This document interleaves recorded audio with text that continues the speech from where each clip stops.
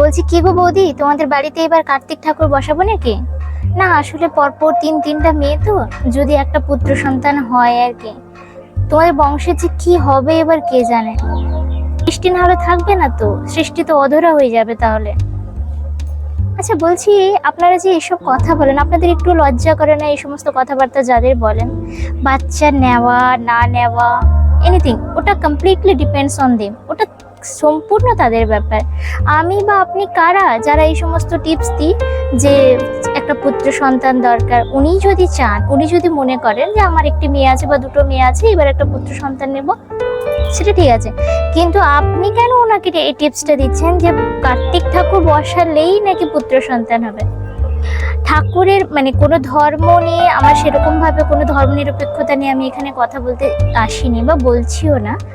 আর ঠাকুর বসানোটা দেখুন, পুজো করাটা আমার মনে হয় আনন্দে পুজো কেউ করুক সেটা ঠিক আছে, কিন্তু শুধুমাত্র একটা উপলক্ষকে কেন্দ্র করে মানে পুত্র সন্তান নেওয়ার জন্য কার্তিক ঠাকুরের পুজো, এটা জাস্ট আমি মেনে নিতে পারছি না, ক্ষমা করবেন। তাই কথাটা বলতে আসা। তো এই যে বাচ্চা নেওয়া না নেওয়া, এটা একটা প্রাইভেসি, ওটা সম্পূর্ণ ওদের ব্যাপার। তিনটা কেন, ওরা চাইলে আরো তিনটা মেয়ে নিতে পারে, ওটা ওদের ব্যাপার। লালন পালন ওনারাই করবেন, আপনারা তো করবেন না। তাহলে অযথা কেন টিপস দিতে আসেন আমি বুঝি না। কারো ঘরে কন্যা সন্তান, প্রথম সন্তান যদি হয়েছে, হুড়মুড় করে যদি দেখতে এসছেন, কি আর করবেন? কপালে ছিল যেটা সেটাই হবে, মানে কপালে ছিল আবার কি, কন্যা সন্তান হয়েছে হয়েছে। মানে আপনারা এভাবে ভাবছেন, এভাবে বলছেন যেন আপনারাই ওকে লালন পালন করবেন, আর পুত্র সন্তান হলে যেন বিশাল কিছু একটা হয়ে যেত। কার্তিক ঠাকুরের পুজো করা, হ্যাঁ ঠাকুরের পুজো নিশ্চয়ই করবেন, কিন্তু ওনাকে জিজ্ঞেস করছেন যে পুত্র সন্তান নেওয়ার আশা আছে কিনা, যদি থাকে তাহলেই আপনারা বসাবেন, এটা তো ঠিক নয়।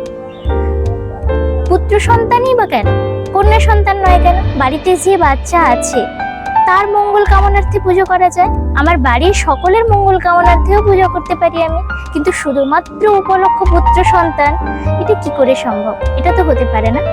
এই সমস্ত বিভেদ বলে বরং আমরা সন্তানদেরকে ভালো করে মানুষ করি, ওইসব পুত্র সন্তান কন্যা সন্তান বাদ দিয়ে। আপনারা কি জানেন, এখনো অনেক দম্পতি আছেন যাদের বিয়ের প্রায় দীর্ঘ 10 বছর কেটে গেছে, কিন্তু ওনারা সন্তান হারা, মানে সন্তানই নেই, থাকছে না, কোনো না কোনো প্রবলেমের জন্য, হাজবেন্ডের প্রবলেম বা ওয়াইফের প্রবলেম, যাই হোক, ওনাদের কাছে কোনো বাচ্চাই নেই। ওনারা ট্রিটমেন্ট করাচ্ছেন, একটা হোপ নিয়ে বসে আছেন যে যে কোনো একটা বাচ্চা হলেই হবে। ওনাদের কাছে এটা ম্যাটার করে না যে আমার একটা পুত্র সন্তান দরকার।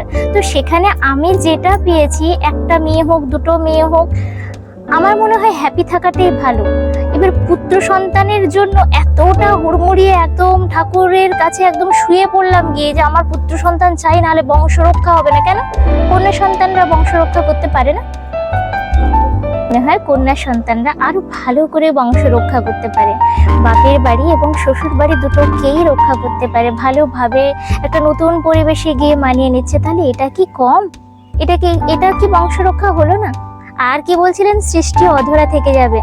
নারী ছাড়া সৃষ্টি অধরা হয়, এটা শুনেছি। হ্যাঁ, নারী পুরুষ সবই দরকার, এটাই ঠিক কথা যে দরকার, উভয়েরই যোগদান আছে, উভয়েরই ভূমিকা আছে, কিন্তু আপনি এটা কখনোই বলতে পারেন না যে পুরুষ ছাড়া সৃষ্টি হবে না। সেটা দোষটা কি আমাদের? দোষটা মোটেও আমাদের নয়, এই জঘন্য সমাজের, যারা এই রকম ভাবে বিভেদটাকে তুলে ধরেছে। আমরা কি বলুন তো, আমরা প্রকৃতপক্ষে যদি আমরা দেখি, আমরা কি সেই রকম ভাবে কন্যা সন্তানদের মানুষ করি যেভাবে পুত্র সন্তানদের মানুষ করা হয়?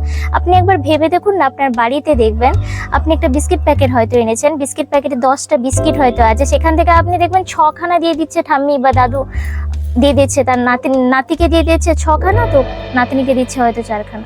মানে দুধে খুব একটা গাঢ় করে একদম স্বর পড়ে গেছে, তাহলে সেখানে দেখবেন কি করছে না, শর্টটা তুলে তুলে মোটামুটি নাতিকে দিয়ে দিলে, নাতি যেন বড় হয়ে বিশাল কিছু একটা করে দেবে, বিশাল ইনকাম করে দেবে, নাতিকেই সবটা দেওয়াটাই মানে ওনারা শ্রেয় মনে করেন।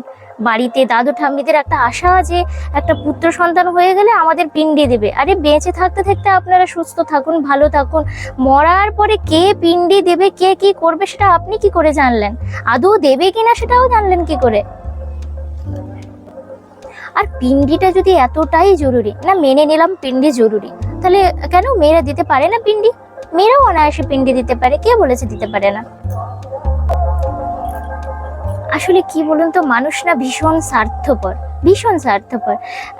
পুত্র সন্তানের কামনার জন্য যখনই পরপর 2-3টা মেয়ে হয়ে গেছে বাড়িতে, তখন একটাই প্রশ্ন উঠে আসে, কি যে হবে বৃদ্ধ বয়সে আমার আমার মানে আমার বৃদ্ধ বয়সে কি হবে, তার জন্য আমি পুত্র সন্তানকে জন্ম করব। আমি বৃদ্ধ বয়সে কিভাবে থাকবো না থাকবো, সেই জন্য আমার একটা অবলম্বনের দরকার, তাই আমি পুত্র সন্তানের জন্ম দেব। আচ্ছা, নিজের বুকে হাত রেখে আপনি বলুন তো, আপনার যদি পুত্র সন্তান আছে, তাহলে কি আপনার শেষ বয়সে আপনার পুত্র সন্তান অবলম্বন হচ্ছে? মানে প্রত্যেকের ঘরে, কিছু কিছু ঘরে হচ্ছে, কিছু কিছু ঘরে হচ্ছে না, হতে পারছে না হয়তো কোনো না কোনো কারণে, যাই হোক।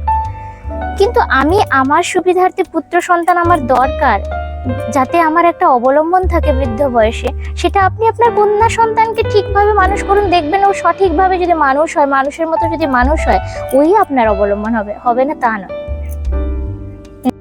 কার্তিক ঠাকুরের পুজোর প্রসাদও খেয়ে নিয়েছেন, কার্তিক পুজোও ভালোভাবে হয়ে গেছে। ঠাকুরের নিয়ে কোনো প্রকার আমি এখানে ব্যঙ্গ বিদ্রুপ করতে আসিনি, আমি একটা ঘটনা জাস্ট আপনাদেরকে বলতে এসছি।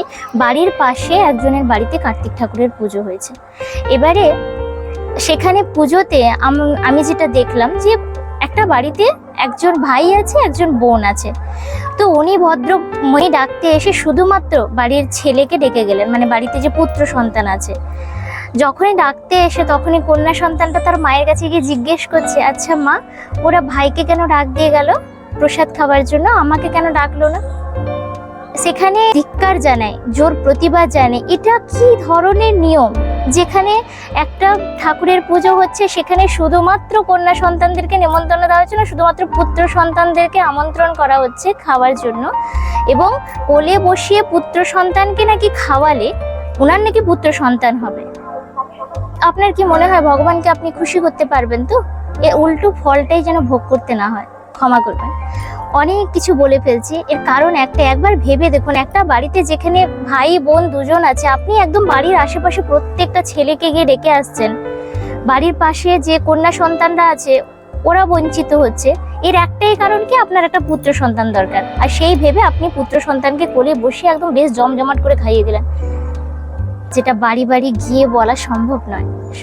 মনে যে চাপা কষ্টগুলো সেগুলো আপনাদেরকে বলে ফেললাম, ক্ষমা করবেন, জানি না কার কেমন লাগবে। আচ্ছা, আপনাদের এই যে পুজো হচ্ছে, পুজোর পরিপ্রেক্ষিতে এরকম একটা কথা আমি বলছি, আপনাদের কমেন্ট জানার আমি অনুরোধ করছি, কমেন্ট বক্সে কমেন্ট দেওয়ার জন্য অনুরোধ করছি প্রত্যেককে, যারাই আমার ভিডিওটা দেখবেন। তবে আমার ভীষণ খারাপ লেগেছে এই ব্যাপারটা, যে পুত্র সন্তানের জন্য এইভাবে এত কিছু জাঁকজমক, আমার ঠিক ভালো লাগছে না। অনেকে বলবেন যে আপনার তো মেয়ে আছে সেই জন্য আপনি এইভাবে কথাগুলো বলছেন, আমি মোটেও সেই জন্য বলছি না।